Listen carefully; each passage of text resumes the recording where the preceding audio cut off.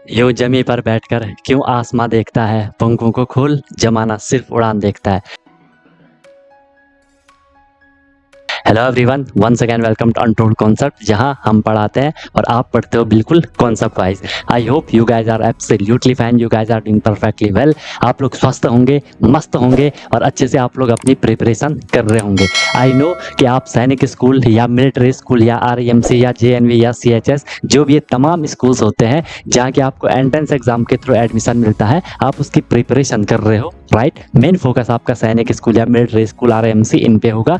तो उसके लिए आपको डेली क्लासेस मिल रही हैं, ठीक है। आपको प्रॉपर नोट्स बनाना है, जैसा मैं आपको नोट्स बनवा रहा हूँ वैसे आपको नोट्स बनवाने हैं। प्रॉपर अपनी नोटबुक बनाओ और उनको आपको डेली बेसिस पे रिवाइज ही करना है। कोई भी प्रॉब्लम होती है, I am always available for you guys. बाकी क्लासेस की मेरी गारंटी है, जो मैं आपको करवाऊंगा आपको ईजिली समझ आएगा, ज़्यादा एफर्ट नहीं लगाना पड़ेगा, आपको बस फॉलो करना है। और मेन चीज़ क्या है, रिविजन करना है। रिविजन जितना करोगे चीज़ आपको उतनी क्लियर होती जाएंगी। फिर भी कोई दिक्कत होती है तो आप लोग बता सकते हो, I am always available for you guys. क्योंकि हमारा जो ये कनेक्शन है ना, ये दोनों साइड से है, ठीक है। जितना एफर्ट मैं कर रहा हूँ उतना एफर्ट आपको भी करना है और डेफिनेटली आपका जो गोल है वो आपको अचीव हो जाएगा, राइट। अगर आपने अभी तक चैनल को सब्सक्राइब नहीं करा तो उसको जरूर सब्सक्राइब कर दो, उससे आपको न्यू वीडियोस की नोटिफिकेशन मिल जाती है, राइट। और जो भी वीडियोस आती है उसको लाइक आपको जरूर कर लेना है, कमेंट आपको जरूर करना है, पॉजिटिव या नेगेटिव जैसा भी आपको फील होता है, ठीक है। अगर आपको सही लगता है तो लाइक करना है, ठीक है। नहीं लगता है तो डिसलाइक भी कर सकते हो, इसमें कोई इश्यू नहीं है। बट अपना फीडबैक, अपना सजेशन आपको जरूर देना है, क्योंकि मैं बार बार बोलता हूँ ये सब आपका है, आपके लिए है, आपसे है। तो चीज़ें आपके अकॉर्डिंग होनी चाहिए, जो आपके लिए बेस्ट हो वो मैं देने का हमेशा ट्राई करता हूँ। बाकी एक प्रॉमिस अपने आप से कर लो कि यार मैं जो ये प्रिपरेशन की जर्नी है बिल्कुल ऑनेस्टली, बिल्कुल ईमानदारी से मैं अपनी मेहनत करूंगा और मस्त तरीके से मैं अपनी प्रिपरेशन करूंगा, सीखूंगा, नई चीज़ें सीखूंगा। जो भी परेशानियां आएंगी उनको मैं फोड़ के आगे निकलूंगा, राइट। तो चलो स्टार्ट करते हैं। मस्त अपनी नोटबुक बनाओ, अपना एक प्रॉपर एक जगह लेकर के बैठ जाओ, अपने एक कोना पकड़ लो कि यार मैं अपनी क्लास कर रहा हूँ, ठीक है। चलो आज हम स्टार्ट करते हैं।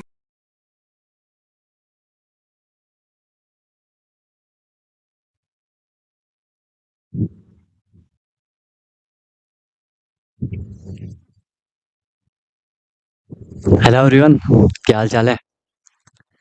क्या हाल चाल है सबके? सब ठीक हो? मुझे मैं प्रैक्टिस की सबकी बढ़िया चल रही है और बढ़िया आप लोग अपनी प्रिपरेशन कर रहे होंगे, ठीक है। तो प्रैक्टिस करते रहो, जो भी हम लोगों के चैप्टर चल रहे हैं उनकी प्रैक्टिस करते रहो लगातार, उनको रिवाइज करते रहो बीच बीच में, ठीक है। फिर आप लोगों को प्रॉब्लम नहीं आएगी, ठीक है, फिर आप लोगों को दिक्कत नहीं आएगी। और रिवीजन नहीं करोगे तो फिर हो सकता है कि आप उन चीज़ों को भूल जाओ, है ना। तो भूलने से बचने के लिए बीच बीच में उनको देखा करो। पिक्चराइज फॉर्म में आपको उसको देखना है कि हाँ भाई हमने इसमें ये चीज़ पढ़ी थी, है ना। तो वो आपके माइंड में रहनी चाहिए कि इस चैप्टर में हमने क्या क्या चीज़ें पढ़ी है, ठीक है। ओके, आज हम स्टार्ट कर रहे हैं आपका क्या, यूनिटरी मेथड। आज हम इसमें आपका क्या स्टार्ट कर रहे हैं, यूनिटरी मेथड हम इसमें आपका स्टार्ट कर रहे हैं, ठीक है। नाम से आपको पता चल रहा है यूनिट, यूनिट, ठीक है। यूनिट से हम लेके चलेंगे UNIT। यूनिट की मीनिंग होती है वन, ठीक है। चलो तो सब लोगों को क्लियर है? ओके, कोई दिक्कत या किसी को कोई प्रॉब्लम किसी को तो बताओ। बाकी फिर हम आगे यहाँ पे अब प्रोसीड करते हैं, ठीक है। ये नॉर्मल सी बातें हैं, नॉर्मल सी चीज़ें हैं, हम यहाँ पे इसको आगे प्रोसीड करते हुए चलेंगे, ठीक है। सब अपने नोट्स बना लो, नोटबुक में अच्छे से नोट्स बनाओ, यूनिटरी मेथड लिख लो चैप्टर का नाम। अब ये यूनिटरी मेथड है क्या, पहले हम इसकी मीनिंग एक बारी समझ लेते हैं, ठीक है। अगर आप इसको देखोगे इसमें लिखा है यूनिटरी, यूनिटरी में लिखा है यूनिट। यूनिट का मतलब होता है वन, यूनिट का मतलब क्या होता है, वन होता है, ठीक है। इसका सीधा-सीधा ये मतलब है कि जब भी ध्यान से सुनना मेरी बात को, जब भी हमें कोई क्वेश्चन दिया जाता है, ठीक है? हमें उस क्वेश्चन में पहले यूनिट, 1 की वैल्यू निकालनी होती है, ठीक है? 1 की वैल्यू निकालनी होती है। अगर हमने 1 की वैल्यू निकाल दी, 1 का आंसर निकाल दिया, 1 यूनिट का आंसर निकाल दिया, 1 का आंसर निकाल दिया, तो फिर हम क्वेश्चन में जो पूछा जाएगा, उसका आंसर भी निकाल सकते हैं। मान लो मैंने आपको सिंपल बोला कि क्या है, 5 बुक है। मैंने सिंपल आपको बोल दिया कि 5 बुक्स हैं। इन 5 बुक का जो प्राइस है, इन 5 बुक का जो प्राइस है, वो ₹100 है। वो ₹100 ₹100 है। इन 5 बुक का जो प्राइस है, सेम बुक है वो, उन 5 बुक का प्राइस ₹100 है। अब अगर मैं आपको बोलूँ तो 7 बुक का प्राइस कितना होगा? ऐसे ही 7 बुक्स का प्राइस कितना होगा? सिंपल वे में समझो, ठीक है? मैंने आपको सिंपल ये बोला, अगर 5 बुक्स का जो प्राइस है 5 किताब का जो मूल्य है, जो पैसे हैं वो ₹100 हैं, ठीक है? ₹100 में 5 किताब मिलेंगी। ऐसे ही 7 किताब फिर कितने रुपए में मिलेंगे? ये हमारा क्वेश्चन पूछा जाता है। तो हमें इस क्वेश्चन को करने के लिए, हालाँकि इसका आपको डायरेक्ट आंसर भी क्लियर हो रहा होगा, है ना? इसका आपको डायरेक्ट आंसर भी क्लियर हो रहा होगा, है ना? आंसर भी आने लग गए, ठीक है? तो हमें क्या करना होता है पहले? हमें क्वेश्चन में ये दिया गया है कि 5 बुक का प्राइस ₹100 है। हमें यहाँ से पहले 1 बुक का प्राइस निकालना होता है, ठीक है? हमें यहाँ से पहले 1 बुक का प्राइस निकालना होता है। 1 बुक का प्राइस क्या निकलेगा? ऑब्वियस सी बात है, 5 books is equal to ₹100, 1 book is equal to 100 divided by 5 is equal to ₹20। तो 1 बुक का जो प्राइस निकलेगा वो कितना निकलेगा? ₹20 निकल गया। तो यही यूनिटरी मेथड कहता है कि जब भी हमें क्वेश्चन दिया जाता है, हम पहले क्या करते हैं? यूनिट क्वांटिटी, ठीक है? यूनिट क्वांटिटी की वैल्यू निकालते हैं। क्वांटिटी मतलब मात्रा, एक मात्रा की वैल्यू निकालते हैं, एक की वैल्यू निकालते हैं। हमने 1 बुक का निकाल दिया, 1 बुक का 20 आया। अब क्वेश्चन कुछ भी पूछा हो हम इजीली निकाल लेंगे। 7 बुक का पूछा था तो 7 इंटू 20 करा, जो कि आप लोगों का आंसर भी आ रहा है कि 140। चाहे यहाँ अब 3 बुक का पूछा जाएगा, 8 बुक का पूछा जाएगा, कुछ भी पूछा जाएगा, हम उसे इजीली कर लेंगे। यही पूरा का पूरा फंडा है आपका क्या? Unitary method. आई होप आप इसको समझ गए होंगे, ठीक है? थोड़ा लिख लेते हैं, एक डेफ से इसकी हम लिख लेते हैं नॉर्मल सी, ठीक है? कि यूनिटरी मेथड क्या है? यूनिटरी मेथड क्या है? लिख लो इसमें प्यार से, द मेथड, ठीक है? द मेथड इन विच, इस मेथड में हम क्या कर रहे हैं? जो मैंने बताया उसी को मैं लिख रहा हूँ, ठीक है? The method in which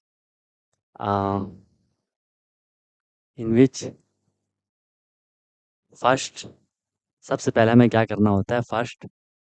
we have to find first we have to find value of we have to find value of unit quantity. Unit मतलब 1, ठीक है? यूनिट क्वांटिटी, क्वांटिटी मतलब मात्रा, एक मात्रा, ठीक है? 1 2 3 4 जो भी नंबर होता है वो क्वांटिटी है, ठीक है? We have to find value of unit quantity to get, ताकि हमें मिले, to get value of value of to get value of required quantity. Required का मतलब जो हमें चाहिए, रिक्वायर्ड क्वांटिटी ये है। ये है वो मेथड, यूनिटरी मेथड। इस मेथड में हम क्या करते हैं? सबसे पहले हमें यूनिट क्वांटिटी की वैल्यू निकालनी, यूनिट मतलब एक क्वांटिटी की वैल्यू निकालनी है, जिससे कि हमें मिले to get value of required quantity. Note कर लो, समझ आ गया? जो मैंने अभी बोला वही चीज़ आपको यहाँ पे लिखवाई है, जो मैंने अभी बोला वही चीज़ यहाँ पे लिखवाई है, ठीक है? जो अभी मैंने बोला वही चीज़ आपको यहाँ पे मैंने लिखवाई है। सिंपल है। इसको फिर हम थोड़ा एक क्वेश्चन के फॉर्मेट पे लेके चलते हैं, ठीक है? क्वेश्चन मैंने आपको यहाँ पे दिया, एग्जाम्पल मैंने आपको यहाँ पे दिया। अगर मान लो हमें बोला जा रहा है, if price of if price of 10 pens 10 pens is 10 pens is 50 rupees is is Rs 50, then find find price of find price of 25 same pens. ये है, ये है आपका, समझे? अब यहाँ पे हमें जो बोला गया है कि यार 10 पेन का प्राइस अगर 50 रुपीज़ है, तो हमें फाइंड करना है 25 सेम पेन का प्राइस। जो पेन ये थी वही पेन का हमें प्राइस फाइंड करना है, लेकिन वो कितनी है? 25 है। वो कितनी है? 25 है। तो इसमें तुरंत आपका आंसर आ जाएगा, ठीक है? लेकिन अगर हम इस मेथड को देखें, मेथड हमसे क्या कहना चाह रहा था? मेथड हमसे ये कहना चाह रहा था कि 10 पेन का प्राइस 50 रुपीज़ है, ठीक है? पहले मैं आपको पूरा लिखवा रहा हूँ, बाद में हम शॉर्ट शॉर्ट करेंगे। Price of 10 pen, price of 10 pens, 10 pens का प्राइस कितना है? 50 रुपीज़ है। तो हम यहाँ से क्या करेंगे? हमने यहाँ से निकालना है प्राइस ऑफ 1 पेन। 1 पेन का मतलब यूनिट, 1 मतलब यूनिट, यूनिट क्वांटिटी, एक पेन का हम यहाँ पे निकाल रहे हैं। वही बोला है, first we have to find value of unit quantity, एक क्वांटिटी का हम निकाल रहे हैं। तो 1 पेन का कितना निकल आएगा? 1 पेन का निकल आएगा 50/10, ठीक है? 10 पेन का 50 था तो 1 पेन का हमेशा ही ऐसे करना है, जो दिया गया होगा उससे डिवाइड करना है। कितना आ जाएगा ये तो सबको पता है, 5 आ जाएगा, ठीक है। अब प्राइस 1 पेन का है 5, हमें 25 का निकालना है, तो हम अब इस बार हम मल्टीप्लाई करेंगे। Price of 25 pen. अगर एक पेन का प्राइस 5 रुपये है तो 25 पेन का प्राइस 25 × 5 करेंगे, कितना आएगा, 125 आएगा, ठीक है। सबका आया 125 रुपीज़ है, वो पेन से नहीं है, ठीक है, 125 रुपीज़ है वो। क्लियर है बात, सबको बात समझ आई, सबको यहाँ तक क्लियर है। क्लियर होगा यूनिटरी मेथड क्या है, नोट कर लो तुरंत, बाकी फिर हम आगे प्रोसीड करते हैं, बस ये चीज़ आपको समझनी थी, ठीक है। बाकी इसमें दो अलग अलग बात आएंगी, उनको अभी मैं आपको समझाऊंगा, है ना। दो अलग अलग बात शायद किसी ने अगर पढ़ा भी होगा, नाम बता देता हूँ। एक हमने पढ़ना है इसमें डायरेक्ट वेरिएशन, एक हमने पढ़ना है इनडायरेक्ट वेरिएशन, वो भी नॉर्मल बात है। बाकी आपका मेन चीज़ यहाँ पे यही है, फिर इसके क्वेश्चन होते हैं। चलो भाई, क्लियर हो गया, सबने नोट कर लिया, आगे निकल लूँ। किसी को कोई दिक्कत है, कोई परेशानी है तो बताओ, किसी को कहीं पे समझने में कोई इश्यू है तो बताओ। ये नॉर्मल बात है वैसे, है ना, इसमें आपको ज़्यादा दिक्कत नहीं होगी। ये नॉर्मल सी बात है, आपको पहले से भी पता थी, है ना, कि हम ऐसा करते हैं, लेकिन क्योंकि जब हम प्रॉपर वे में पढ़ते हैं तो थोड़ी एक्स्ट्रा चीज़ भी हमारे सामने आती है, ताकि हमारा कॉन्सेप्ट अच्छे से क्लियर हो जाए, हमें नॉलेज अच्छे से मिल जाए, ठीक है। नोट हो गया सबका, चलें आगे। नोट कर लो, नोट कर लो जल्दी, ठीक है। ऐसे करना है भैया। तब सब क्लियर है तो फिर हम आगे निकलते हैं, फिर हम आगे चलते हैं, ठीक है, ओके। वेरी गुड, चलें। देख लो, अब हमने इसमें कुछ छुटके छुटके क्वेश्चन करना है, छोटे छोटे, आपको थोड़ी फ्लो में लाने के लिए, ठीक है। एक दो क्वेश्चन लिख लेते हैं। अब देखो भाई, क्वेश्चन हमेशा सिंपल रहेगा, मैं फिर आपसे बार बार हमेशा वही बात बोल लेता हूँ कि क्वेश्चन आपसे सिंपल पूछे जाते हैं, लेकिन थोड़ा सा क्या होता है कि आपको थोड़ा कंफ्यूज करने के लिए, आपका थोड़ा वहाँ पे एक्स्ट्रा टाइम लेने के लिए, क्वेश्चन में ऐसे नंबर होते हैं कि आपको थोड़ी कैलकुलेशन बढ़े, थोड़ी कैलकुलेशन एक्स्ट्रा हो, जहाँ पे कि आप छोटी छोटी मिस्टेक से कर लो और आपका क्वेश्चन गलत हो जाए। इस तरीके से क्वेश्चन डिजाइन रहते हैं, बाकी कॉन्सेप्ट बहुत सिंपल रहता है, ठीक है, क्वेश्चन सिंपल रहते हैं।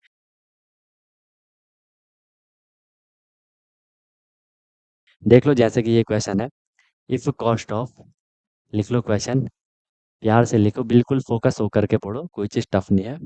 If cost of 5 pens, cost of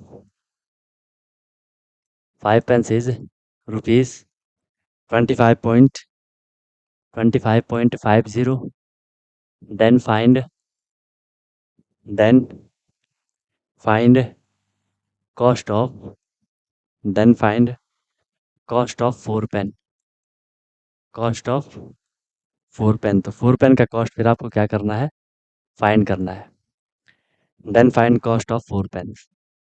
clear है, यहाँ तक कोई दिक्कत, कोई परेशानी किसी को, निकालो इसका answer,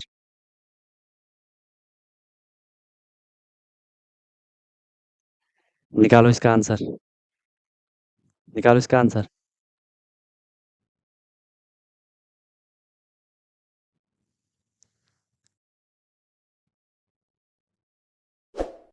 If cost of 5 pence is rupees 25.50, then find cost of 4 pen. Then find cost of 4 pen. आ गया आंसर। देखो, आपको डिवाइड करना आना चाहिए, मल्टीप्लाई करना आना चाहिए, डेसिमल वगैरह का देख लो। आपको बोला 5 पेन का जो कॉस्ट है, ठीक है, 5 पेन का जो कॉस्ट है, 5 पेन्स कॉस्ट शॉर्ट में लिखोगे, ठीक है। बाकी एग्जाम में तो डायरेक्ट हमें निकालना है, ठीक है। 5 पेन का कॉस्ट कितना है, 25.50 है। हम क्या करेंगे, 1 पेन का कॉस्ट निकाल लेंगे, ठीक है। 1 पेन का कॉस्ट निकाल लेंगे, तो 1 पेन का जो कॉस्ट आएगा वो कितना आएगा, 25.50 अपॉन में 5 अपने हिसाब से आप इसके कैलकुलेशन कर लो, या तो जीरो से यहाँ क्या कर दो, पॉइंट हटा दो, पॉइंट के बाद यहाँ पे जो भी डिजिट है उनको हटा दो और अपॉन में जीरो वगैरह कर लेना, वो आप पे डिपेंड करता है आप किस हिसाब से कर रहे हो। अगर आप इसे डिवाइड भी करोगे डायरेक्ट हो जाएगा कितना, 5 5 जा 25 पॉइंट एंड 5 1 जा 5, जीरो लगना चाहे तो लगा सकते हो, इसका मतलब 5 रुपये 10 पैसे, ठीक है। कभी भी जैसे जब प्राइस की बात हो रही होगी तो पॉइंट के बाद जीरो को मत छोड़ना, इसको भी आप नोट में रख सकते हो। जब भी रुपीस की बात होती है, पॉइंट के बाद कुछ जीरो लिखा होता है, उस जीरो को हटाना मत। ये 25.50 रुपीज़, ठीक है, आई मीन 25 रुपीज़ एंड 50 पैसे, 25 रुपये 50 पैसे है इसके मीनिंग, ठीक है। अगर आप वहाँ से जीरो हटा दोगे तो 5 पैसे हो जाएगा, तो दिक्कत हो जाएगी, ठीक है। तो ये हो गया इसका 5, 5 रुपये 10 पैसे। ओके। अब हमने क्या करना है, एक पेन का कॉस्ट इतना आ गया, हमें बोला find cost of four pen. Four pen का कॉस्ट हमें निकालना है। तो फोर पेन का जो कॉस्ट आएगा, फोर पेन का जो कॉस्ट आएगा वो कितना आएगा, फोर इंटू 5.10 आएगा। ठीक है, तो ये कितना हो जाएगा, 4 5 जा 4 0 0, 4 1 जा 4, 4 5 जा 20। ठीक है, पॉइंट के बाद दो डिजिट, पॉइंट के बाद दो डिजिट, तो यहाँ इसका आंसर आएगा 20.40, 20 रुपये 40 पैसे। ठीक है, और अगर आपने स्टार्टिंग में जीरो छोड़ दी होती तो वो होता 20 रुपये 4 पैसे। ठीक है, तो उसमें फिर आपको दिक्कत ना हो, इस चीज़ का आपको ध्यान रखना है। ठीक है। ठीक है, नेक्स्ट देख लो। नेक्स्ट नेक्स्ट क्वेश्चन लिख लो। If cost of, normal question है ये अभी। ठीक है, if cost of five books, cost of five books is 200, is 200, then find, then find, then find cost of seven books, cost of seven books. Seven book का आपको cost find करना है। Then find cost of seven book, seven book का cost आपको find करना है। फिर करो, कर लोगे।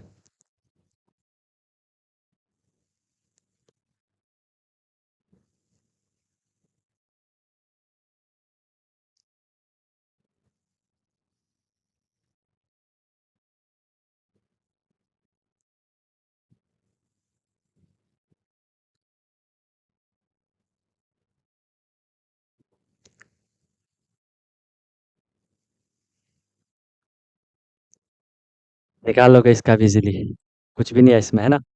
फाइव बुक का कॉस्ट 200 है। ठीक है, फाइव बुक का कॉस्ट क्या है, डायरेक्ट अब मैं लिख रहा हूँ। फाइव बुक का कॉस्ट कितना है, 200 है। हम पहले वन बुक का कॉस्ट निकालेंगे। डायरेक्ट आप डिवाइड कर लोगे, 200/5, 5 4 जा 20, 40 हो जाएगा। सेवन बुक का बोला है, तो सेवन बुक का क्या हो जाएगा, 7 × 40, आंसर क्या आ जाएगा, 280 आ जाएगा। कैलकुलेशन की बात है बस। ठीक है, कैलकुलेशन की बात है, 280।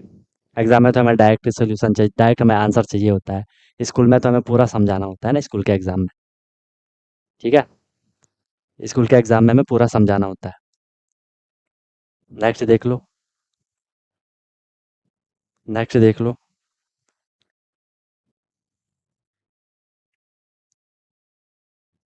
इसको करो, find cost of, find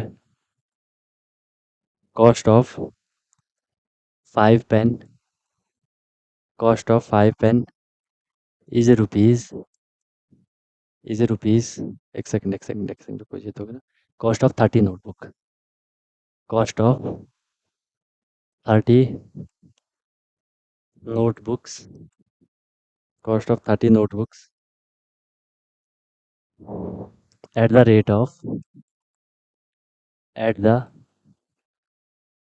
rate of rupees 20, rupees 20 per dozen.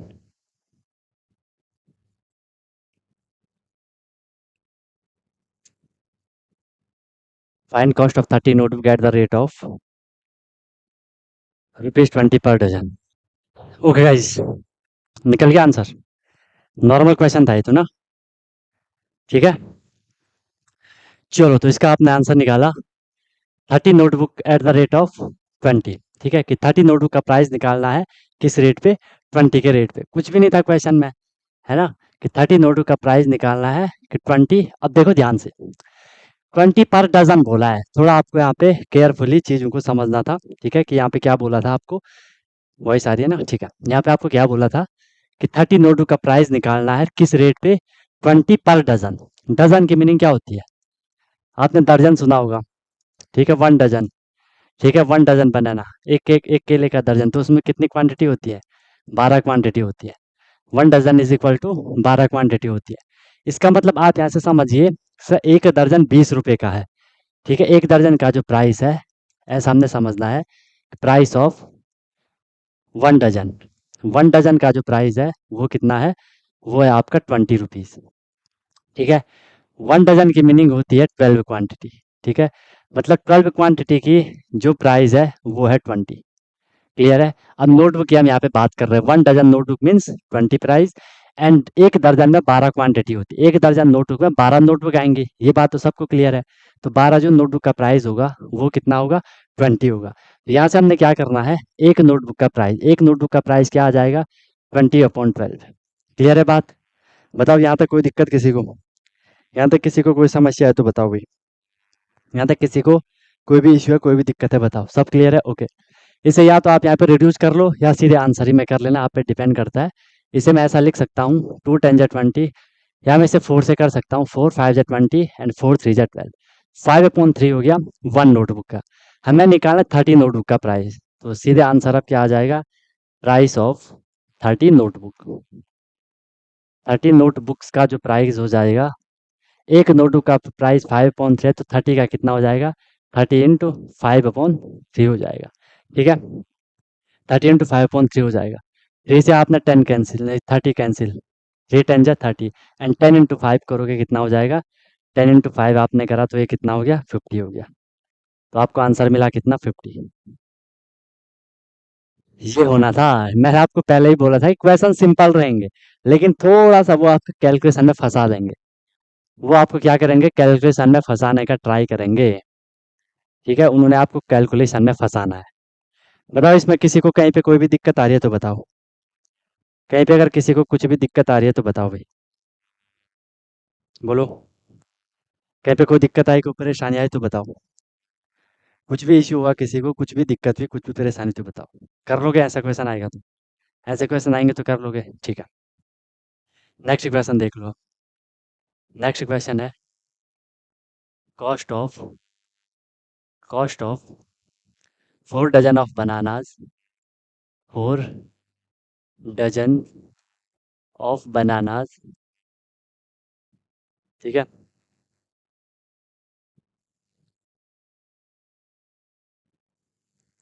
Is rupees 60। कितना है? 60 रुपीज है। Is rupees 60। How many how many bananas how many bananas can be purchased can be purchased for rupees 12.50। बढ़िया calculation है। बढ़िया calculation होगी इसमें। इसमें बहुत बढ़िया कैलकुलेशन होगी। पहले तो आपको क्वेश्चन को समझना है।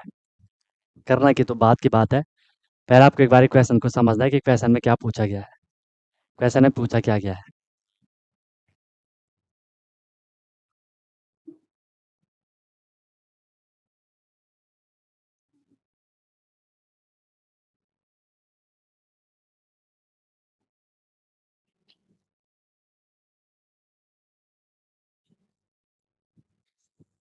निकालो।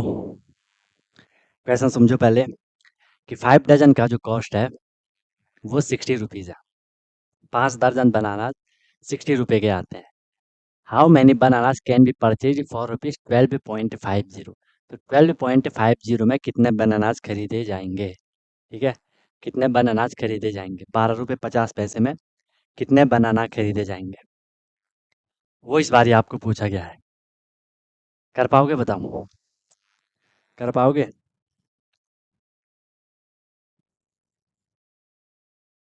बोलो। करोगे नहीं करोगे? 4 दर्जन बनाना का जो प्राइस है वो 60 रुपीज़ है। धीरे धीरे हम करने का ट्राई करते हैं। ठीक है? 4 डजन बनाना कॉस्ट कितना दे रखा है? 60 रुपीज़ दे रखा है। ठीक है? 4 डजन का मतलब है आपको पता है 1 dozen is equal to 1 dozen is equal to 12 quantity या 12 bananas. 1 dozen bananas is equal to 12 banana. ठीक है? तो हम पे 4 दर्जन है तो 4 dozen bananas is equal to कितना होगा? 4 dozen banana is equal to 12 into 4 हो जाएगा। 12 फोर जा 48 बनानाज हो गया। मतलब आपको यहाँ से क्लियर हो गया। आपको यहाँ से क्लियर हो गया कि सर 4 दर्जन बनाना 60 रुपए के थे, तो 1 दर्जन बनाना में 12 बनाना आएँगे, तो 4 दर्जन बनाना में कितने बनाना आएँगे? 12 इंटू 4 48 हो गया। क्लियर है बा? इसमें कोई दिक्कत? 1 दर्जन में 12 केले होते हैं, तो 4 दर्जन में कितने केले होंगे? क्योंकि हमें तो क्वेश्चन में 4 दर्जन बोला है, तो 4 दर्जन में 48 केले हो जाएँगे, 48 बनानाज़ हो जाएँगे, ठीक है? इसमें कोई दिक्कत नहीं है। अब हमें क्लियर हो गया कि 48 बनाना का जो प्राइस है वो 60 है। क्यों? क्योंकि आपको बोला है 4 dozen banana is equal to 60, it means 48 banana is equal to 60। बोलो इसमें कोई दिक्कत किसी को? Price of 4 dozen banana, 4 dozen banana को हमने लिख लिया 48 बनाना। हमने कुछ भी चेंज नहीं करा इसमें, ठीक है? चेंज कुछ भी नहीं करा। यार आप चाहे तो 1 दर्जन केला बोल दो, या आप बोल दो 12 केले, बात तो एक ही है ना, बात तो एक ही है। तो प्राइस ऑफ 48 बनाना, प्राइस कितना दे रखा है हमें? 60 दे रखा है। यहाँ से मैं क्या निकाल लूँगा? Price of 1 banana, price of 1 बनाना। एक बनाना का प्राइस कितना होगा? अगर 60 48 बनाना 60 रुपीज़ के हैं, तो एक बनाना कितने का हो जाएगा? हम कर लेंगे 60/48, इसको रिड्यूस कर लो, 12 के टेबल से हो जाएगा। 12 5 जा 60, 12 4 जा 48, मतलब प्राइस ऑफ 1 बनाना, एक बनाना का जो प्राइस आया वो 5/4 आया, ठीक है? एक बनाने का जो प्राइस है वो 5/4 है। आप चाहो तो इसको रिड्यूस भी कर सकते हो, क्योंकि यहाँ ये पॉइंट में है, आप इसे भी पॉइंट में बना लो। ऐसे आपको प्रैक्टिस करनी होगी ताकि आंसर जल्दी आए, है ना? ऐसा दिमाग लगाना है, ये पॉइंट में, इसको भी हम पॉइंट में कर लेते हैं। भले वो आप पे डिपेंड करता है आप किस हिसाब से कर रहे हो, बट फिर भी ये हो जाएगा 4 1 जा 4 हो जाएगा।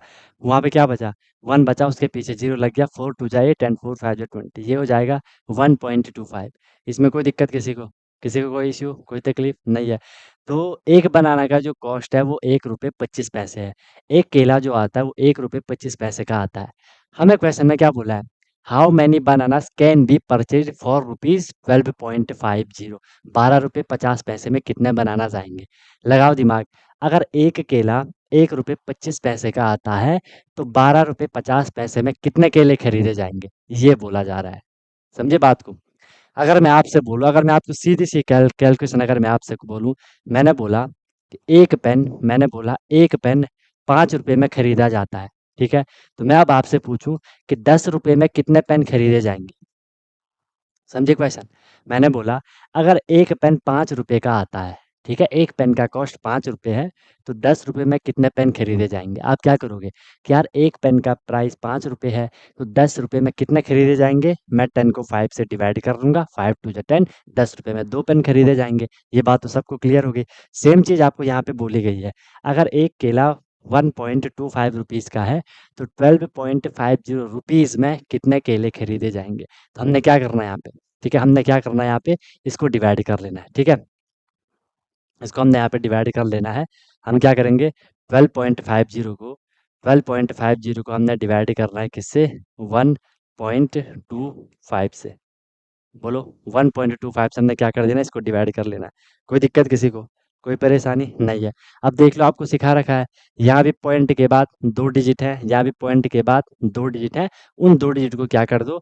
हटा दो, ठीक है? मतलब पॉइंट हटा दो, यहाँ भी बराबर पॉइंट, यहाँ भी बराबर पॉइंट, ये मिल जाएगा 1250 अपॉन ये मिल जाएगा 125। आपको पता है 125 1 जा 125, इसके पीछे ये 0, तो 10 केले खरीदे जाएँगे। ये आंसर आ गया। 10 होगा, 8 नहीं होगा। अब बताओ आप समझे इस क्वेश्चन को? इस क्वेश्चन को सब लोग समझ गए?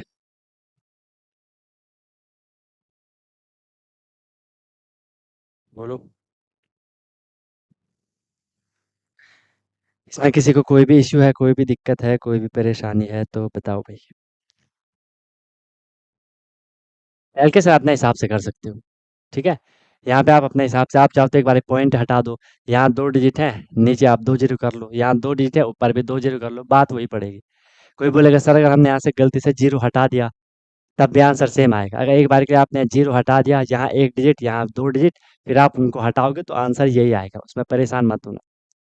बस आपको करना आना चाहिए। देख लो, हम ये नए चैप्टर पे आ गए, लेकिन यहाँ भी आपको क्या दिखा? बेसिक कैलकुलेशन दिखी, बेसिक डिवीजन दिखा, बेसिक मल्टीप्लिकेशन दिखा, ठीक है? वही अगर आपको क्लियर नहीं होगा तो फंस जाओगे फिर यार। इसलिए बेसिक कैलकुलेशन करना बहुत ज़रूरी है। इसीलिए मैं आपको बार बार बोल रहा हूँ कि उनकी प्रैक्टिस करते रहो, रिवीजन करते रहो, कैलकुलेशन पे अपनी पकड़ बनाओ, तब जाके चीज़ें क्लियर होंगी। आई सबको बात समझ? बताओ। यहाँ तक किसी को कोई इश्यू, कोई दिक्कत, कोई परेशानी है तो बताओ। सिंपल है, इसी तरीके से आपके सामने क्वेश्चन आएँगे, ठीक है? अब देखो इन क्वेश्चन को करने का और एक शॉर्टकट मेथड भी हम यूज़ करेंगे, ठीक है? इन क्वेश्चन को करने का हम एक और शॉर्टकट मेथड भी यूज़ करेंगे, ठीक है? 2 चीज़ें हम अब यहाँ पे पढ़ने वाले हैं।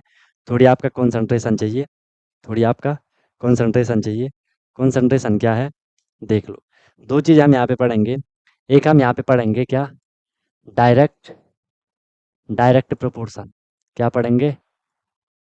Direct proportion. Direct proportion. इसी के अंदर है ये, डायरेक्ट प्रोपोर्शन पढ़ेंगे हम यहाँ पे, ठीक है? क्या पढ़ेंगे? डायरेक्ट प्रोपोर्शन पढ़ेंगे। और एक पढ़ेंगे हम यहाँ पे इनडायरेक्ट प्रोपोर्शन। इसको कहीं पे डायरेक्ट वेरिएशन भी लिखा होगा या इसको कहीं पे वो इनडायरेक्ट वेरिएशन भी लिखा होगा। तो उसमें आप लोग कंफ्यूज मत होना, उसमें आपको बिल्कुल भी परेशान होने की ज़रूरत नहीं है, ठीक है? इसमें सिंपल हमने बोला है क्या, नाम में देखो पहले डायरेक्ट लिखा है। डायरेक्ट का मतलब डायरेक्ट है वो, ठीक है? उसका सीधा सीधा वहाँ पे संबंध है। एंड प्रोपोर्शन की मीनिंग क्या है? प्रोपोर्शन हमने पहले भी पढ़ा है, जब हम दो रेशियो का कंपैरिजन करेंगे तो उसे हम क्या कहेंगे? प्रोपोर्शन कहेंगे। प्रोपोर्शन में अगर आपको दिक्कत आ रही है तो आप डायरेक्ट वहाँ पे वेरिएशन भी लिख सकते हो या नॉर्मल भी लिख सकते हो, ठीक है? उसमें कोई दिक्कत नहीं है। चलो सबसे पहले हम इसको समझ लेते हैं कि डायरेक्ट प्रोपोर्शन का बेसिक फंडा है क्या, कि डायरेक्ट प्रोपोर्शन का बेसिक फंडा है क्या, वो एक बार हम लिख लेते हैं, ठीक है?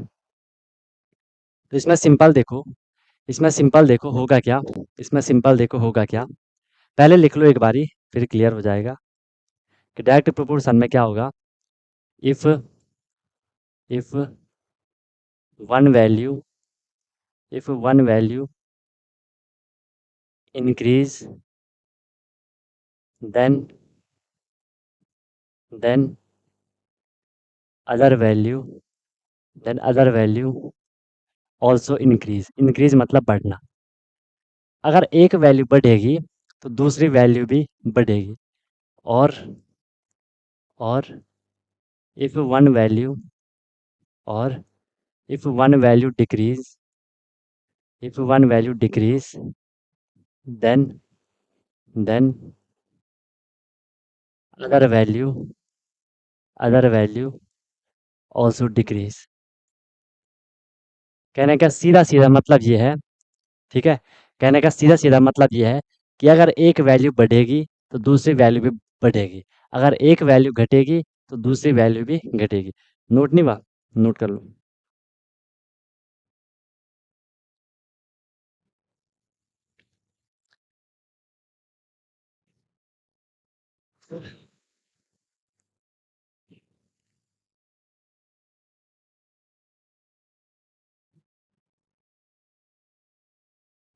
हो गया?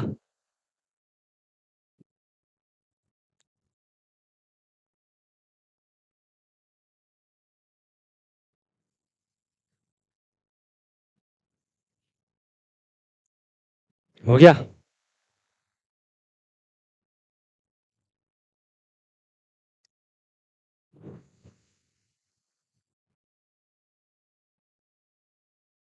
चलो तो क्या बोला हमने इसमें? इफ वन वैल्यू इंक्रीज, अगर एक वैल्यू बढ़ेगी तो दूसरी वैल्यू भी बढ़ेगी। अगर एक वैल्यू घटेगी तो दूसरी वैल्यू भी घटेगी। इसको हम कहते हैं क्या? Direct proportion. इसको हम क्या कहेंगे? डायरेक्ट प्रोपोर्शन कहेंगे। बताओ, सिंपल फंडा है। किसी को कोई दिक्कत? किसी को कोई दिक्कत? ओके, इसको मैं आपको समझा देता हूँ, इसको मैं आपको समझा देता हूँ, ठीक है? देखो मैंने आपको बोला एक एग्जांपल दिया मैंने आपको, देख लो। वही क्वेश्चन ले लेते हैं कि if price of 10 pence 10 pence is 50, then find then find price of find price of 15 pence, then find price of 15 pence। हालांकि आप इसका आंसर डायरेक्ट निकाल लोगे, इसका आंसर आप डायरेक्ट निकाल लोगे, लेकिन मुझे आपको डायरेक्ट प्रोपोर्शन समझाना है। एंड बहुत इंपॉर्टेंट है ये, ठीक है? आगे के लिए, आगे जो भी हमारा क्वेश्चन हो, इसमें बोला है कि ये डायरेक्ट प्रोपोर्शन है अगर, तो प्राइस ऑफ 10 पेन हमने क्या कर लेना है, ध्यान से देखो। एक तरफ आपने लिखना है क्या? क्वांटिटी। क्वांटिटी का मतलब मात्रा। क्वांटिटी का मतलब क्या है? मात्रा है कि पेन की कितनी क्वांटिटी है, 1 2 3 4 कितनी है। आपको दिखा है कि पेन की कितनी क्वांटिटी है? 10 क्वांटिटी है। पेन की 10 क्वांटिटी है। एक साइड हमने लिख दिया कॉस्ट। एक साइड हमने लिखा है कॉस्ट। 10 पेन का कॉस्ट कितना है? 50 रुपया है। 10 पेन का कॉस्ट कितना है? 50 रुपया है। सिंपल सी बात है। फिर बोला find price of 15 pen. 15 pen का प्राइस आपको निकालना है। क्वांटिटी के नीचे है ना 15 पेन। 15 के पेन का प्राइस मुझे निकालना है। मैं यहाँ पे एक्स मान लेता हूँ। ठीक है। क्लियर है? क्वेश्चन में बोला गया है क्वांटिटी है, पहली बारी में 10 पेन बोला है, दूसरी बारी में 15 पेन बोला है। 10 पेन का प्राइस 50 रुपीज़ है, 15 पेन का प्राइस हमें निकालना है। हालांकि हम इसको डायरेक्ट यूनिटरी मेथड से भी निकाल सकते हैं, ठीक है, लेकिन हम यहाँ पे डायरेक्ट प्रोपोर्शन को समझना चाह रहे हैं। अब देख लो, थोड़ा आपने यहाँ पे दिमाग लगाना है। हमने बोला अब इसको पढ़ लो। If one value increases, quantity देख लो, जब मैं इसे देख रहा हूँ, ध्यान से समझना, एक ही बारे में समझने का ट्राई करना। जब मैं इसे देख रहा हूँ तो यहाँ पे 10 पेन है, ठीक है, यहाँ पे कितनी है? 10 पेन है। अब ये 10 से 15 पेन हो गई, ठीक है, 10 से क्या होगी? 15 पेन हो गई। तो यहाँ थोड़ा आपने दिमाग लगाना है। जब हम यहाँ भी देखेंगे, जब मैं ऊपर से नीचे आया, 10 से 15 की तरफ आया, तो यहाँ पे क्या हो रहा है? इनक्रीज हो रहा है, ठीक है। अब हमने दिमाग लगाना है, अगर मैं यहाँ पे 50 से नीचे एक्स की तरफ आऊँगा, तो यहाँ ये इंक्रीज होगा कि डिक्रीज होगा? ये आपको क्वेश्चन को पढ़ने से समझ आ जाएगा। बताओ, यहाँ इंक्रीज होगा कि डिक्रीज होगा? जब मैं यहाँ आया क्वांटिटी में, मैं 10 से 15 पे आया, मुझे चीज़ ये दिख रहा है कि यहाँ 10 है, यहाँ 15 है, ये बढ़ रहा है, क्वांटिटी बढ़ रही है। यहाँ भी हमें देखना है कि जब हम 50 से एक्स पे आएंगे, तो यहाँ पे क्वांटिटी घटेगी या बढ़ेगी? बताओ क्या होगा? यहाँ पे तो इंक्रीज हो रहा है, यहाँ पे क्या हो रहा है? ये इंक्रीज हो रहा है। यहाँ पे क्या हुआ? ये इंक्रीज हुआ, यहाँ पे ये बढ़ा, इंक्रीज हुआ। और यहाँ पे क्या होगा? यहाँ पे क्या हो सकता है? बताओ। दिमाग लगाना है, दिमाग लगाओ, लगाओ दिमाग। समझ आ रहा है जो मैं पूछना चाह रहा हूँ? ठीक है, कि हमने यहाँ पे जो चीज़ हम यहाँ पे पढ़ रहे हैं, वो हम यहाँ पे क्या पढ़ रहे हैं कि एक वैल्यू अगर बढ़ेगी तो दूसरी वैल्यू भी बढ़ेगी, एक वैल्यू अगर घटेगी तो दूसरी वैल्यू भी घटेगी। Very good. क्या होगा? इंक्रीज होगा। पता चल गया सबको, इंक्रीज हो गया। क्योंकि ये नॉर्मल कॉमन सेंस है कि सर अगर 10 पेन 50 रुपए की है, तो 15 पेन, भले हमें मान लो अभी हमें प्रॉपर आंसर नहीं पता, लेकिन इतना तो हमें पता चल गया, अगर 10 पेन 50 रुपए की है तो 15 पेन 50 से ज़्यादा की होंगी ना। ये बात तो अंडरस्टूड है। भले हमें आंसर नहीं पता, लेकिन इतना तो हमें क्लियर है कि सर उसने क्या होना है? बढ़ना है। क्योंकि 10 अगर 50 की थी, तो 15 50 से ज़्यादा की होंगी। तो यहाँ भी इंक्रीज हो रहा है, यहाँ भी इंक्रीज हो रहा है। और यही चीज़ हमने यहाँ पे लिखी है। हमने क्या लिखा? इफ़ वन वैल्यू इंक्रीज, अगर एक वैल्यू इंक्रीज होती है, then other value also increase. देखो ये वाली वैल्यू क्या हुई यहाँ? इंक्रीज हुई। तो ये वाली वैल्यू भी क्या हो रही है? इंक्रीज हो रही है। अगर कहीं पे ऐसा होगा, अगर कहीं पे ऐसा होगा, तो ही हम कहेंगे क्या? कि वहाँ पे वो डायरेक्ट प्रोपोर्शन है। यहाँ पे ये क्या है? डायरेक्ट प्रोपोर्शन यहाँ पे चल रहा है। बताओ, यहाँ तक कोई दिक्कत किसी को? यहाँ तक कोई दिक्कत हुई किसी को? कोई परेशानी हुई, कोई तकलीफ हुई तो बताओ। यहाँ तक किसी को कोई इश्यू हुआ, कोई दिक्कत हुई? सिंपल है, बताओ। सिंपल है, कर लोगे इतना? कर लोगे इतना? बताओ। इतनी बात सबको समझ आई? इतनी बात सबको समझ आए, किसी को कोई परेशानी नहीं है? इतना काम हमने कर लिया। हमें सिर्फ यही पता लगाना है कि एक इंक्रीज हो रहा है, दूसरा भी इंक्रीज हो रहा है, ठीक है। तो ये कौन सा हो गया? डायरेक्ट प्रोपोर्शन हो गया। अब हमने सीधे सीधे क्या कर लेना है, इसको ऐसे लिख लो। 10 15 है, इसे हम सीधे लिख लेंगे। अब क्या? 10/15 लिख लेंगे। लिख लिया? 10/15। बीच में इक्वल बना लो, बीच में इक्वल बना दो। इसे सीधे कर दो कितना? 50/x।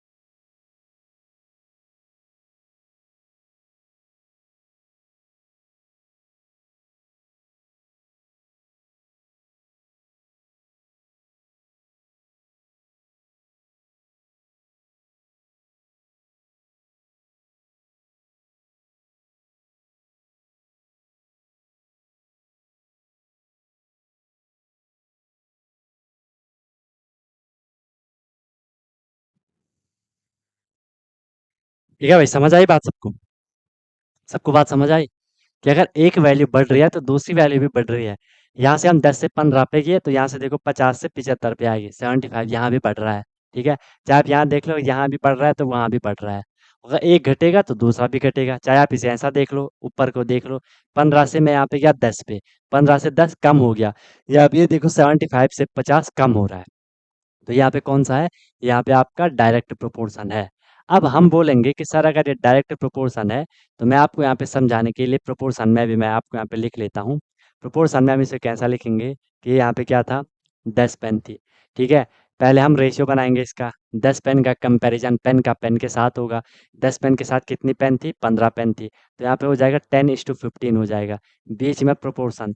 अगर ये डायरेक्ट प्रोपोर्शन है, अगर ये डायरेक्ट प्रोपोर्शन है, तो उसके सामने हमने उसी की वैल्यू लिखनी है। ये 10 है तो इसके सामने मैं 10 की ही वैल्यू लिखूंगा। 10 की वैल्यू कितनी है? 10 पेन का प्राइस 50 है, तो यहाँ पे मैं लिख लूंगा 50। और 15 पेन का मुझे निकालना है, तो यहाँ मैंने लिख लिया क्या? x। ठीक है, इसी को देख लो, इसी को तो हम प्रोपोर्शन में क्या लिखते थे? 10/15 इज इक्वल टू 50/x लिखते थे। बताओ, बात क्लियर हो गई? बात क्लियर हो गई? तो ये है यहाँ पे आपको कहने का मतलब डायरेक्ट प्रोपोर्शन। बाकी आप अपने हिसाब से एग्जाम में देख लेना कि आप उसे सीधे सीधे यूनिटरी मेथड से कर पा रहे हो या आपको डायरेक्ट प्रोपोर्शन से करना है। वैसे ये वाला ज़्यादा सही रहेगा, इससे सीधे आपको वैल्यू मिल जाएगी। वैसे आपको यहाँ पे सिर्फ ये पता करना है कि वहाँ पे जो वैल्यू है, अगर एक बढ़ रही है तो दूसरी भी बढ़नी चाहिए, अगर एक घट रही है तो दूसरी भी घटनी चाहिए। ठीक है, तब जाके आप सीधे ऐसे कैलकुलेशन करोगे। सबने नोट कर लिया? सबको क्लियर हो गया? अब इसका उल्टा हम करेंगे। अब हम इसका उल्टा करेंगे। यहाँ पे हमने डायरेक्ट प्रोपोर्शन पढ़ा, एक बार हम अब डिस्कस करेंगे क्या? Indirect proportion. क्या डिस्कस करेंगे? इनडायरेक्ट प्रोपोर्शन डिस्कस करेंगे।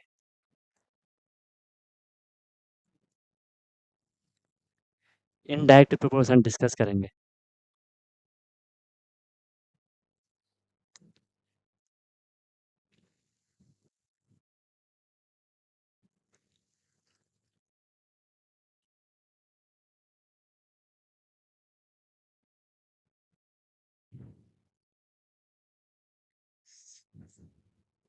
बताओ, क्लियर? क्लियर है? क्लियर है? अब इनडायरेक्ट प्रोपोर्शन सीख लेते हैं। इनडायरेक्ट में ठीक उसका उल्टा है। इसमें हम लिखेंगे if if one value if one value increase one value increase, then then then other value decrease। अगर एक वैल्यू इंक्रीज होती है तो दूसरी वैल्यू डिक्रीज होती है। अगर एक ज़्यादा हो रहा है तो दूसरा कम हो रहा है। और और if if one value if one value decrease decrease then other value increase.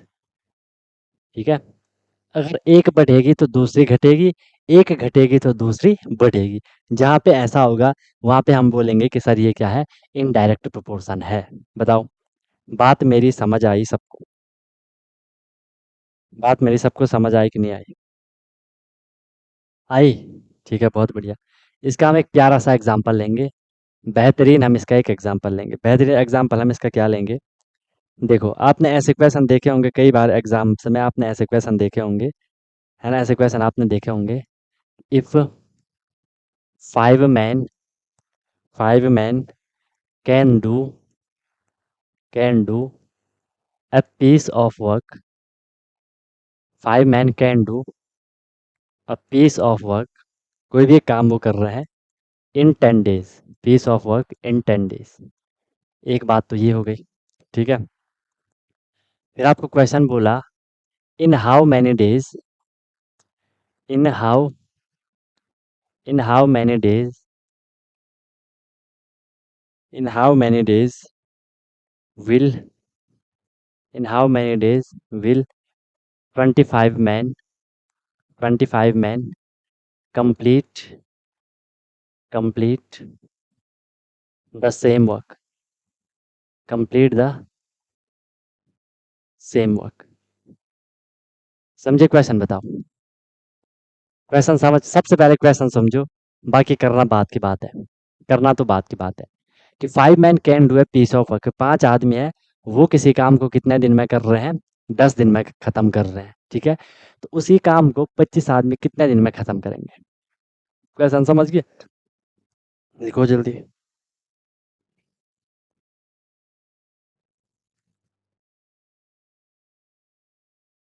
समझ गए? बताओ। क्वेश्चन समझ गए? क्वेश्चन समझ गए? क्वेश्चन समझ गए? अब यहाँ पे मुझे आपको समझाना है इनडायरेक्ट प्रोपोर्शन। इनडायरेक्ट प्रोपोर्शन ये कहता है कि अगर एक क्वांटिटी बढ़ेगी तो दूसरी घटेगी। थोड़ा दिमाग लगाओ। एक काम को 5 आदमी कर रहे हैं। एक काम को कितने आदमी कर रहे हैं? 5 आदमी कर रहे हैं। और वो उस काम को 10 दिन में ख़त्म कर रहे हैं। वो उस काम को 10 दिन में ख़त्म कर रहे हैं। अब उस काम को करने के लिए 25 आदमी आ गए। तो वो उस काम को 10 से ज़्यादा दिन में ख़त्म करेंगे या 10 से कम दिन में ख़त्म करेंगे? ये आपको बताना है, ठीक है? इतना मुझे बताओ कि पहले 5 आदमी उस काम को 10 दिन में कंप्लीट कर रहे थे। अब वहाँ पे काम कर रहे हैं, वही काम करना 25 आदमी चले गए। तो उस काम को 10 से कम दिन में ख़त्म करेंगे या 10 से ज़्यादा दिन में ख़त्म करेंगे? इतना बताओ मुझे बस। इतना बताओ बस। बोलो भाई।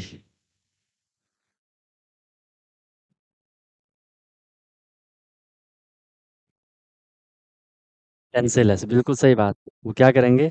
10 से कम दिन में वो उस काम को ख़त्म करेंगे। 10 से कम दिन में, बहुत बढ़िया, सबको क्लियर हो रहा है ना? क्योंकि पहले 5 आदमी कर रहे थे, अब 25 आदमी चले गए, तो कम दिन लगाएंगे ना? कम दिन लगाएंगे ना? ठीक है। अब हमने क्या करना है? अब आपको यहाँ पे क्लियर हो गया। ध्यान से देखना कि पहले उस काम को, पहले यहाँ हमने लिख लिया मैन, यहाँ हमने क्या लिखा है? मैन लिखा है, ठीक है। और यहाँ हमने क्या लिखा है? यहाँ हमने क्या लिखा है? उनके डेज लिखे हैं कि वो कितने दिन में ख़त्म कर रहा है। या मैन में है कि 5 मैन है? 5 मैन है। 5 आदमी उस काम को ख़त्म कर रहे हैं 10 दिन में। 5 आदमी उस काम को ख़त्म कर रहे हैं 10 दिन में, ठीक है। तो यहाँ पे बोला है अब कितने आदमी आ गए? अब वहाँ पे 25 आदमी आ गए। अब वहाँ पे 25 आदमी आ गए कि 25 आदमी उस काम को कितने दिन में ख़त्म करेंगे? हमें अब पता नहीं है। हमने बोला एक्स डेज में ख़त्म करेंगे, ठीक है। ओके। अब यहाँ पे देखो, जब मैं इधर से इधर जा रहा हूँ, तो यहाँ पे क्या हो रहा है? यहाँ पे क्या हो रहा है? ये इंक्रीज़ हो रहा है इंक्रीज़ इंक्रीज़ हो रहा है कि 5 से 25 आदमी आ गए। लेकिन जब मैं अब यहाँ पे जाऊँगा, यहाँ पे देखो, 5 आदमी उस काम को 10 दिन में ख़त्म कर रहे थे, तो 25 आदमी उस काम को 10 से कम दिन में ख़त्म करेंगे। यहाँ पे जो वैल्यू आएगी, वो 10 से कम आएगी, 10 से कम आएगी।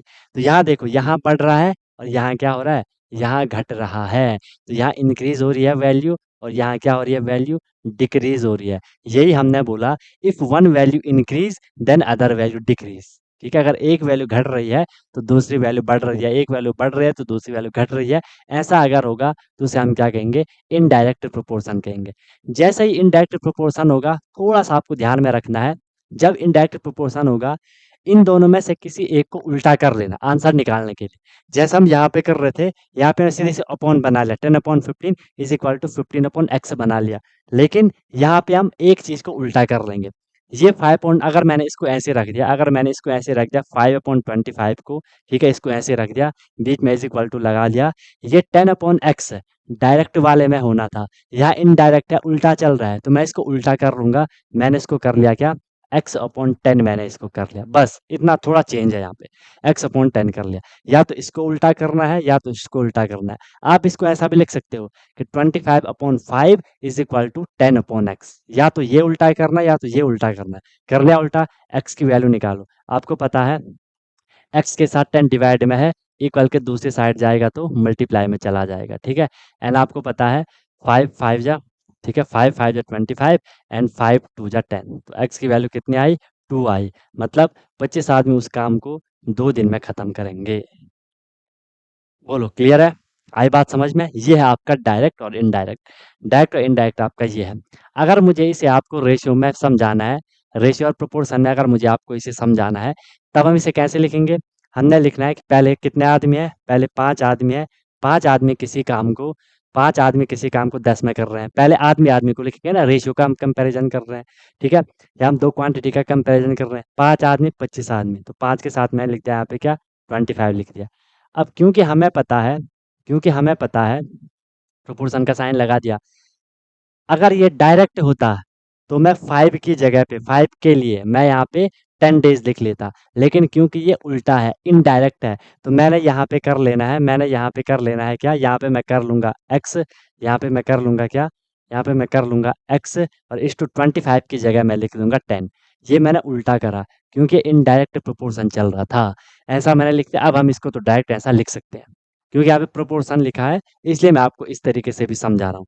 किसी को कहीं पे भी कुछ भी कन्फ्यूज़न है तो पूछो, बताओ। किसी को कहीं पे कोई भी दिक्कत है तो बताओ, कुछ भी परेशानी है किसी को तो बताओ। और सब क्लियर है तो फिर बहुत अच्छी बात है। अगर सब क्लियर है फिर तो बहुत ही बचे बढ़िया बढ़िया बढ़िया मज़ेदार वाली बात है फिर तो। बताओ, सब लोगों को क्लियर है? ये आपका डायरेक्ट इनडायरेक्ट का फंडा। आपको बस क्वेश्चन में पता लगाना है, अगर एक इंक्रीज हो रहा है, दूसरा डिक्रीज हो रहा है, इनडायरेक्ट कर लो, एक को उल्टा कर लेना। ठीक है, एक को उल्टा कर लेना। नहीं, ऐसे वर्क वाले क्वेश्चन हम और भी करेंगे आगे, उसमें एक फॉर्मूला भी रहता है। ये वर्क वाले क्वेश्चन को तो हम फॉर्मूले से भी करेंगे। वो मैं आपको 2-4 क्वेश्चन वर्क एंड टाइम वाले में करवाऊँगा।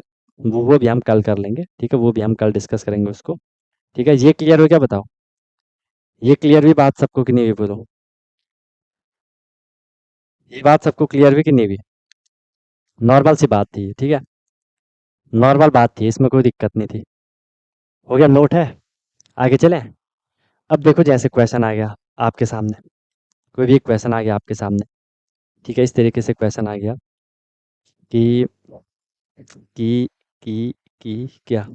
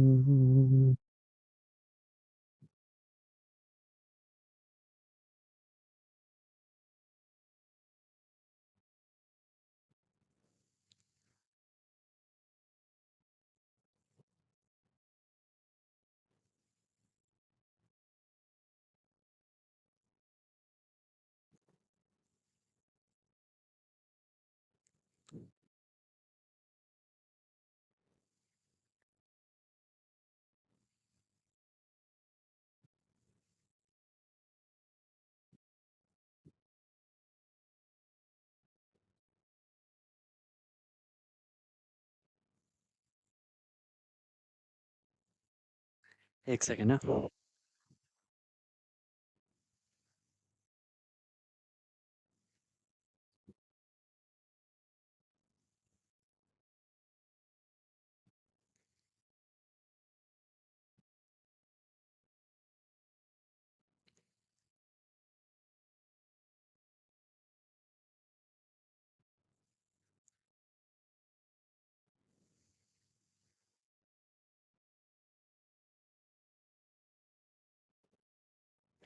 ठीक है, देख लो क्वेश्चन।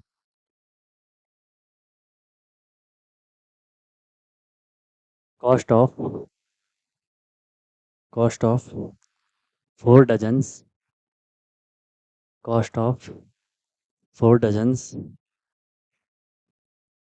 जो हमने अभी क्वेश्चन करा था, ठीक है? Of bananas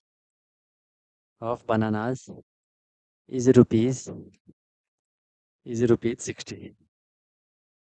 60 how much how how many bananas how many how many bananas can be purchased can be purchased for rupees 12.50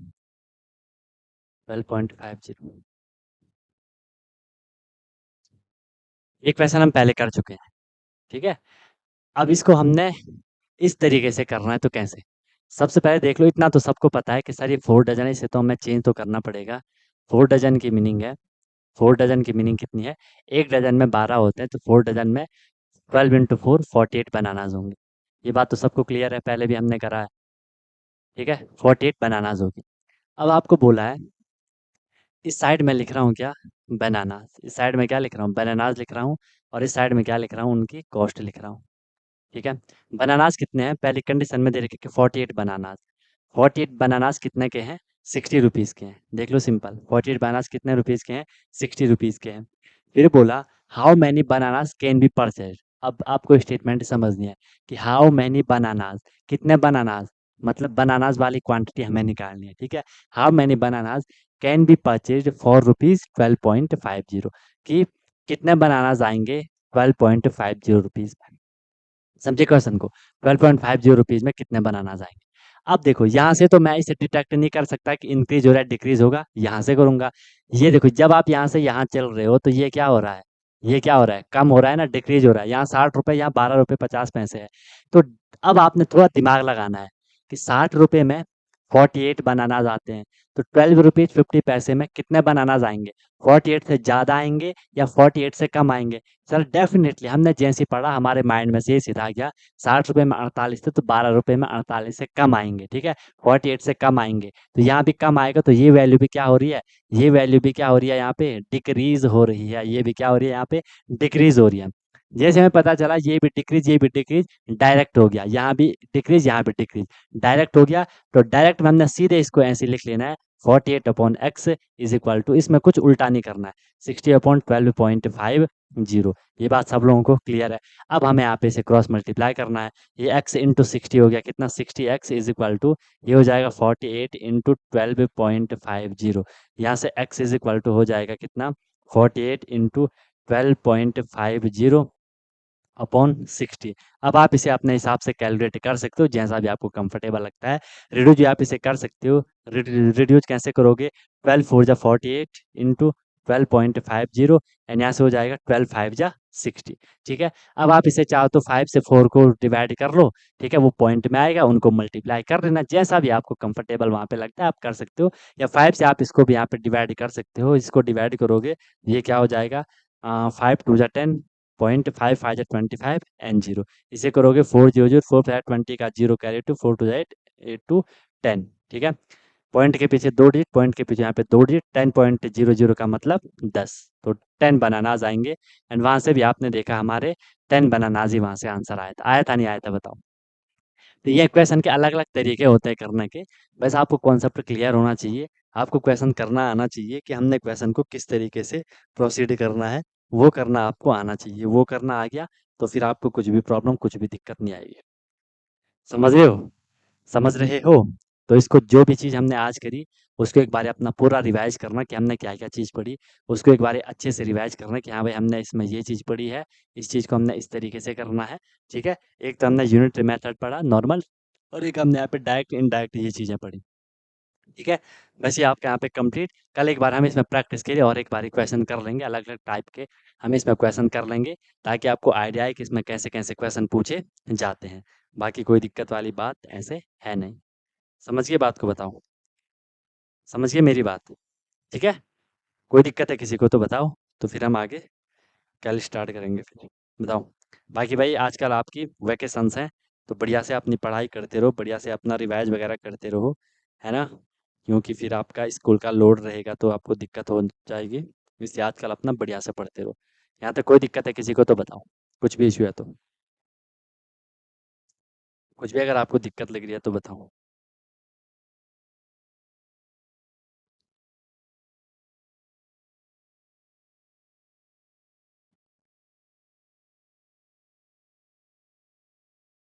बोलो भाई। क्लियर है सब लोगों को? क्लियर है सब लोगों को? ठीक है, चलो, तो मिलते हैं फिर हम लोग कल की क्लास में, ठीक है?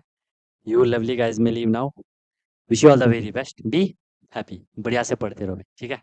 Hello everyone. तो क्या आपका भी सपना है कि मुझे सैनिक स्कूल एंट्रेंस एग्जाम क्रैक करना है, military school entrance exam crack करना है और वहां जाके मुझे अपनी अच्छे से प्रिपरेशन करनी है, या कोई भी आपका गोल है कि मुझे आरआईएमसी करना है, जेएनवी, सीएचएस, जो भी ये स्कूल होते हैं जहाँ की एंट्रेंस एग्जाम के थ्रू आपको एडमिशन मिलता है, तो उसकी आप प्रिपरेशन कर रहे हो और आप वहाँ जाके अपना पूरा स्टडी करने वाले हो, अपने डेवलपमेंट करने वाले हो, तो अनटोल्ड कॉन्सेप्ट लेकर के आया है आपके लिए विनर बैच, जिसमें कि आपको डेली क्लासेस मिलती हैं, ठीक है, लाइव क्लासेस होती है, उनकी रिकॉर्डिंग भी अवेलेबल होती है, राइट। आप इंस्टेंट अपना डाउट क्लियर कर सकते हो, कॉन्सेप्चुअल क्लासेस होती है, माइक आप वहाँ पे ऑन कर सकते हो, ठीक है।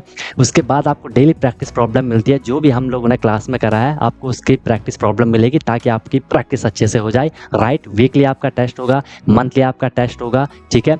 एनी टाइम डाउट फैसिलिटीज रहेगी, कोई भी आपको प्रॉब्लम होती है तो 24/7 मैं आपके लिए अवेलेबल रहता हूँ, राइट। किसी भी टाइम आप अपना कोई क्वेश्चन कर रहे हो, कोई टॉपिक पढ़ रहे हो, कुछ डाउट आ गया, आपने तुरंत कॉन्टैक्ट कर लिया, ऑन द स्पॉट आपका डाउट क्लियर हो गया, ठीक है। और बहुत मिनिमम अफोर्डेबल फी रहती है ताकि हर कोई अफोर्ड कर सके और अच्छे से अपनी प्रिपरेशन को कर सके, राइट। एग्जाम तक आपकी क्लासेस कंटिन्यू रहेंगी, जब तक आपका एग्जाम नहीं हो जाता तब तक आपकी क्लास कंटिन्यू रहेगी और डेली आपकी क्लास हुआ करेगी, मस्त होकर के आप प्रिपरेशन करोगे। अभी आप देखो आपका लेवल क्या है, क्लासेस के बाद देखना आप कितनी सारी चीज़ें सीखोगे, बहुत तगड़ा आपका फाउंडेशन बन जाएगा, ठीक है। और ऑब्वियस सी बात है उसके बाद आपको जो भी आपका गोल है वो आपको मिल जाएगा, राइट। तो आप कांटेक्ट कर सकते हो, कॉल कर सकते हो, व्हाट्सअप कर सकते हो, नंबर आपको शो हो रहा होगा, ठीक है। और बेहतरीन तरीके से आपको अपने क्लासेस को फॉलो करना है, ठीक है। और आपको बिल्कुल डेडिकेट होकर के जो इंस्ट्रक्शन दिए जाएंगे उनको फॉलो करना है और जहाँ भी कोई भी प्रॉब्लम आएगी एनी टाइम डाउट फैसिलिटीज़ आपके लिए है। बाकी क्लासेस की मेरी गारंटी है,